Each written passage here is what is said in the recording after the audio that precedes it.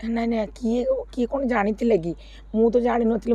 ଆପଣ ଦେଖିବେ ସେ ଭିଜୁଆଲଟା ଦେଖିବେ ଯେ ମୁଁ ହଠାତ୍ ସେ ଯେତେବେଳେ ଆସିକି କାର୍ତ୍ତିକକୁ ମାଇଲା ସେ ଜଣେ ଦର୍ଶକ ଜଣେ ମାଇଲେ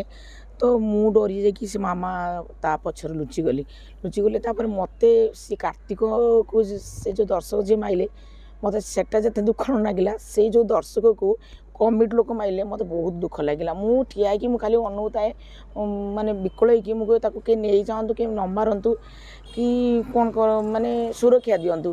ଆଉ ଆଉ ଯେଉଁ କହିଲେ ଆମ ସୁରକ୍ଷା କଥା ଏଇଟା ନିଶ୍ଚିନ୍ତ ଦର୍ଶକ ଭାବ ବିହ୍ୱଳ ହେଇଯାଉଛନ୍ତି ଏଇଟା ତ କିଛି ବଡ଼ କଥା ନୁହେଁ କି ଏଇଟା ଏମିତି ହୁଏ